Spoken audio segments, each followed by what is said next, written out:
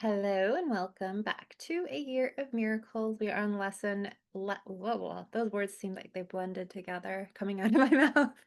We are on lesson 287. You are my goal, capital Y. You are my goal, my Father. Only you. And so I've mentioned this, I'm sure I mentioned it many times in this class, but I mention it a lot just everywhere I talk about this stuff. All our goals that we think we have, all of our desires eventually come back to knowing our true nature, knowing ourselves as God, right? Um we are having a human experience. There are desires of certain things to experience, and gets to become like a playground. But the reason that we desire wealth and abundance, the reason we desire things that reflect love, the reason we desire things that reflect peace and security is because a part of us knows that that's who we truly are. That's what we truly are. And it's our desire to go back home to truth. It's our desire to go back home to our oneness with God. It's our desire to realize our true nature. All desires are ultimately, I say all desires are either love or joy or peace, but those are characteristics of our true nature. Those are our true nature. And so ultimately, all desires are to remember our self, capital S, as one with God, as source. Um, although no one could actually come up with a true reason, like why are we having this human experience? Why would source want to create this world of duality, et cetera, et cetera? A lot of people share the same assumption or same um story of, and I see it this way as well, that the reason infinite, something that is infinite and eternal, the only way something infinite and eternal could experience itself or know itself was through pretending to be limited, pretending to be in time and in space. So eternal is timeless, and infinite is immeasurable but also spaceless. So it's through having this experience of limitation, through having this experiencing pretending to be in time and space, be this character in time and space, that you can come back home and realize and come back home and see, this is who and what I truly am, right? So our one goal, our only goal, true goal, is to know ourselves as God, is to know God, or know our oneness with God, and find that true happiness that doesn't come from illusory outer things, but that just exists within us, to recognize that infinite flow of the sun. So the prayer would be along the lines of this: You are my goal, God. What but you could I ever desire? What path but the one that leads to you could I wish to walk? And what but the remembrance of you could mark the end of dreams and all false substitutes for truth? You are my only goal. I am as you created me. What other way could there be to recognize myself, and capital S, and rest in oneness with who I truly am? Sammy? Thank you. Yeah, I love this. Again, to me, it's just reiterating of the remembrance of who you really are. It's not striving to become anything, it's remembering that you are already everything and nothing simultaneously.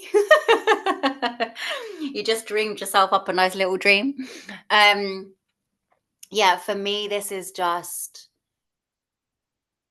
recognizing the eternal you, recognizing that you are whole and enough. They say seek the kingdom of heaven first within you. Connect to that place of the eternal you first, and then go about your day, right? The thing is, people go about their day seeking something that is already within them, seeking something that is, yeah, it is a part of them. It's not anything outside of them that can make them recognize that, right? It's an inward journey. It is an inward journey.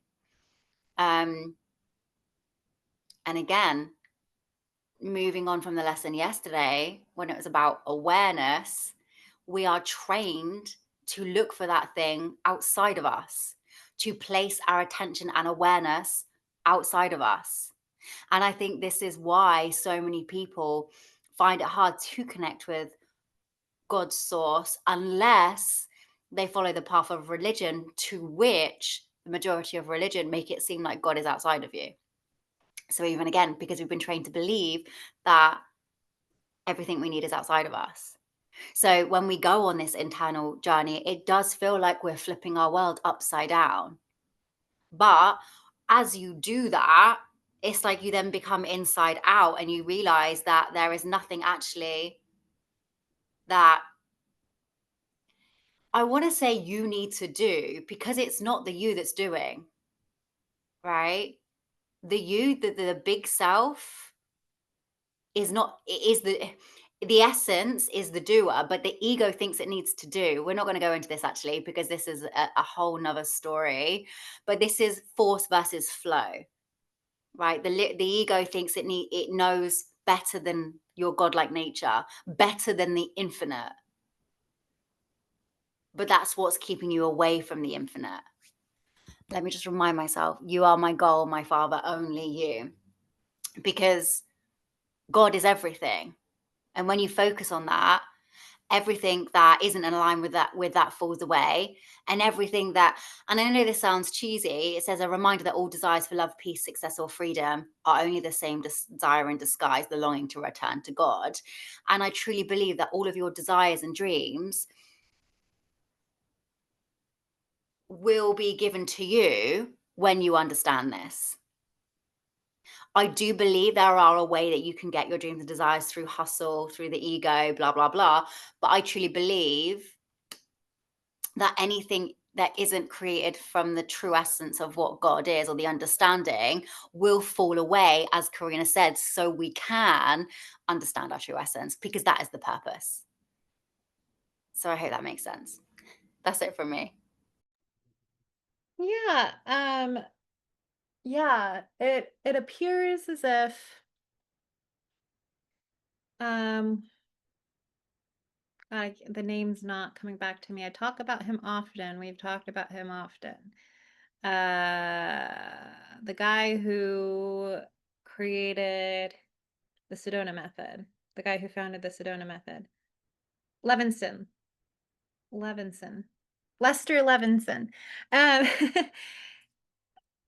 you know, after he had his awakening and he started teaching and he started talking to people, he started realizing that, you know, with one path to recognize your true nature is to go straight there. Just like you're here, true nature. You get to awaken to your true nature. But for some people, the path look like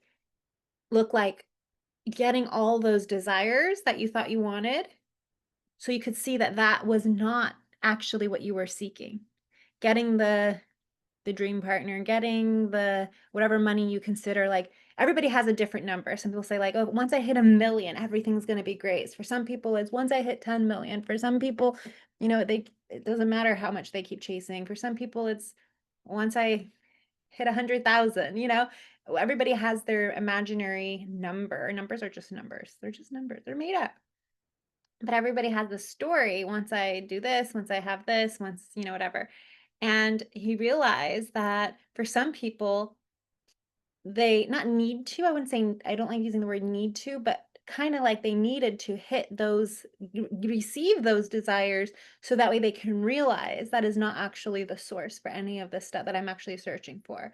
So he taught a lot of like manifestations based stuff, but his thing was like, it's not because that's the answer, it's to show you that that was not the answer. So once you get these things, I'll show you how to get these things. I'll show you how to manifest these things. So that way, once they're manifested, you can see what I'm actually pointing to, where what you're actually seeking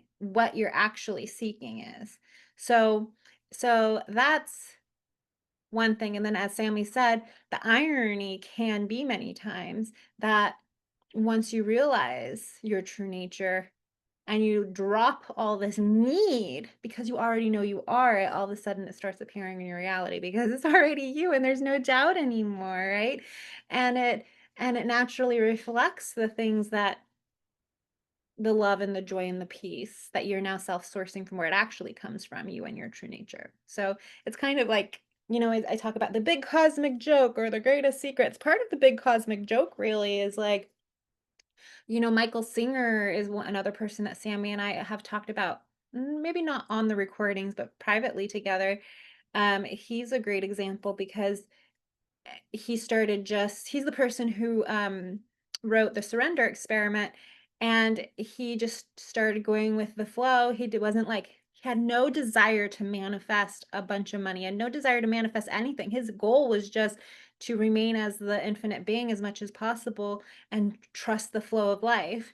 And all these he ended up building a temple. He ended up like owning hundreds of acres of land. He ended up building a business that ended up being worth something like $1 billion business, and him himself making hundreds of millions of dollars, not from a place of, "I need to do this," actually from a place of pure surrender and not needing any, because he was tapped into the flow of his true nature and true source of this stuff and just going with the flow of life and what was being presented to him.